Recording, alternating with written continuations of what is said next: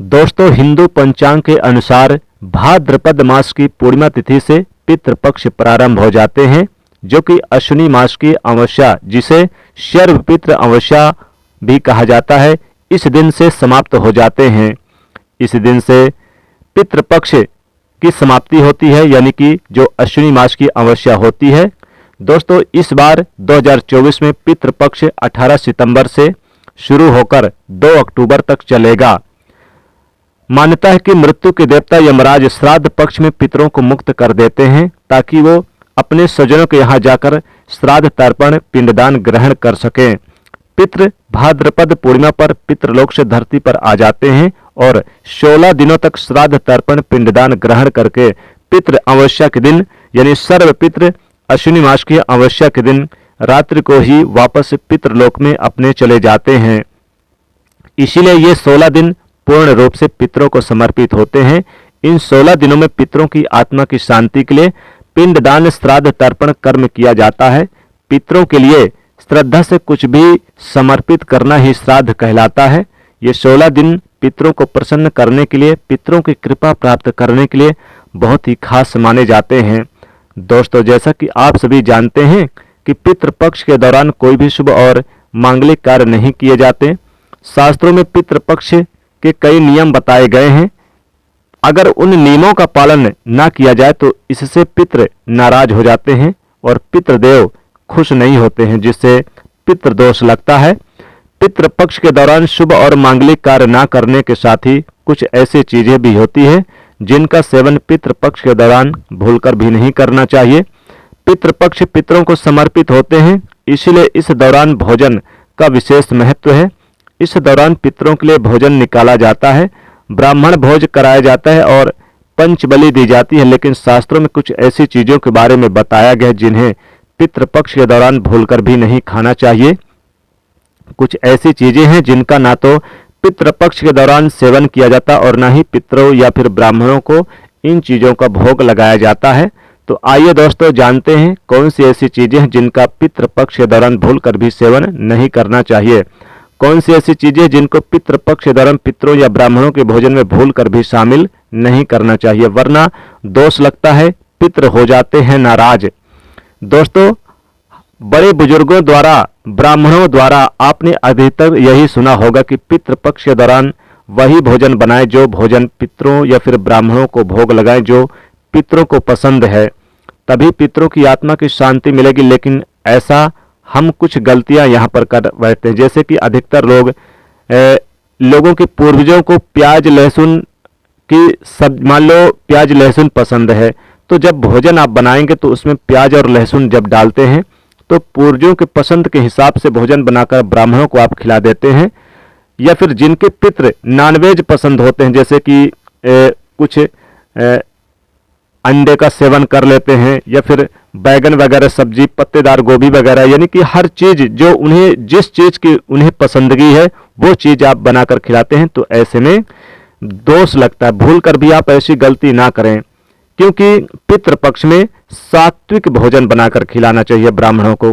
भूलकर भी राजसी तामसिक चीजों का सेवन ना कराएं। शास्त्रों के अनुसार पितृपक्ष के दौरान प्याज लहसुन मीट और अंडे का सेवन भूलकर भी ना करना चाहिए।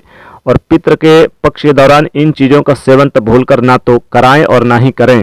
शास्त्रों में इन चीजों का इस्तेमाल भूलकर भी करने के लिए मना किया गया है, क्योंकि भगवान विष्णु और माता लक्ष्मी जी को पितृदेव कहा गया है।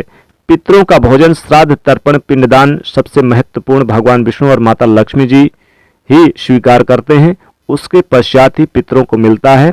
और भगवान विष्णु और माता लक्ष्मी जी के पूजन में प्याज लहसुन मीट और अंडे का इस्तेमाल करना वर्जित बताया गया है। अगर आप पितरों के भोजन में मीट, अंडा, प्याज, लहसुन इन चीज़ों का इस्तेमाल करते हैं तो भगवान विष्णु और माता लक्ष्मी जी उसे स्वीकार नहीं करेंगे।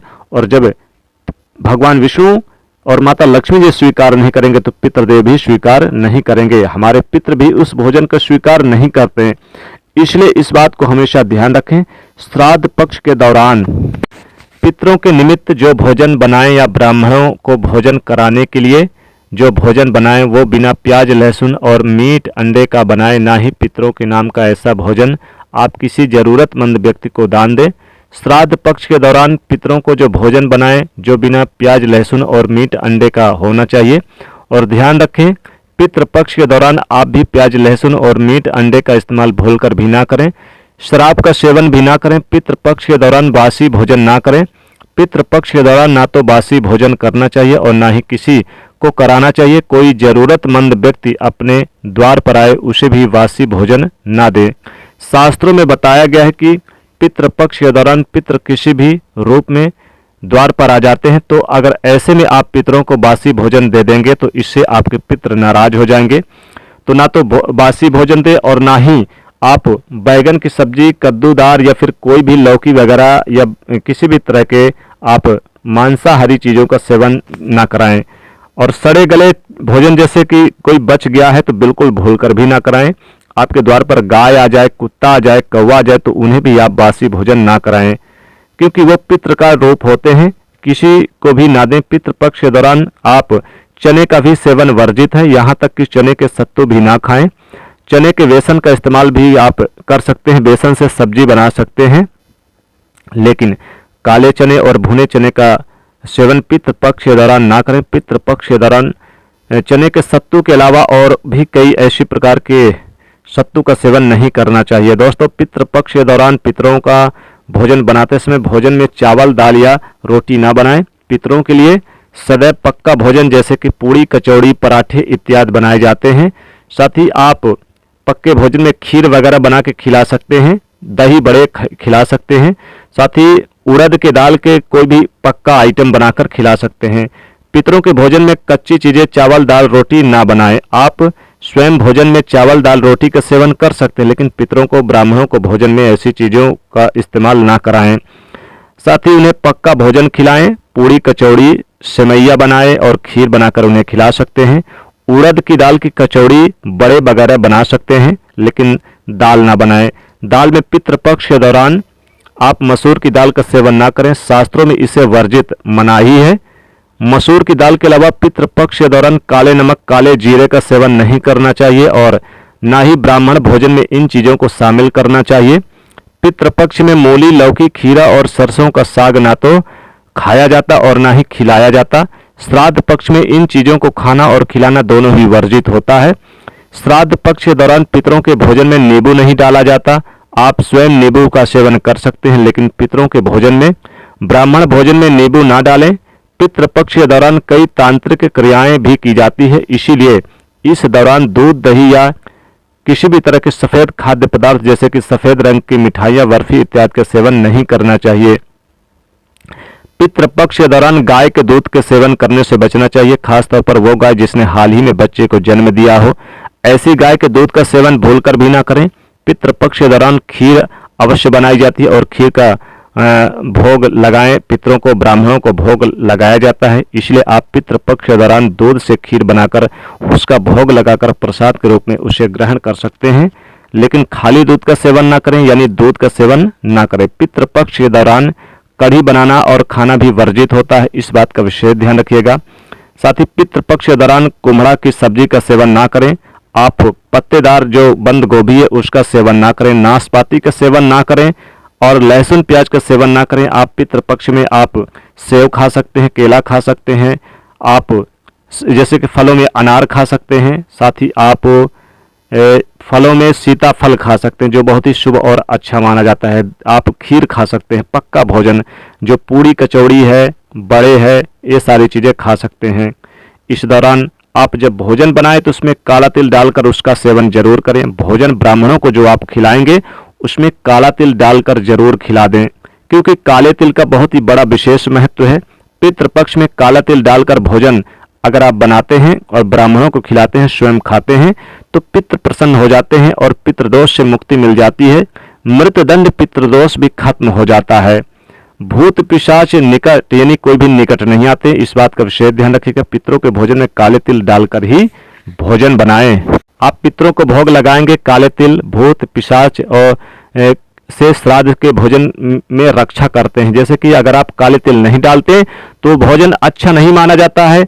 भूत पिशाच निकट आते हैं, इसलिए भूत पिशाच निकट नहीं आएंगे जब काले तिल डालकर आप श्राद्ध का भोजन बनाएंगे। इस बात का विशेष ध्यान रखिएगा। पितृपक्ष के दौरान गलती से भी आप पड़ोसियों का भोजन कभी नहीं खाना चाहिए। पितृपक्ष के दौरान उधार लिया गया पैसा अशुभ माना जाता है, इससे उल्टा कर्ज का बोझ बढ़ जाता है। दोस्तों, पितृपक्ष में कोई भी ऐसा कार्य ना करें जिससे हमारे पितृ नाराज हो जाते हैं। पितृपक्ष में किसी से मांग कर भी आप पिंडदान या श्राद्ध तर्पण ना करें। आप अपने घर से ही थोड़ा ही करें, लेकिन थोड़े से ही काम चला लें। पितृपक्ष में अपने पितरों की मुक्ति के लिए सूर्यदेव को 1 लोटा जरूर दें और उसमें काला तिल डालकर दें, इससे आपके पितर प्रसन्न होंगे।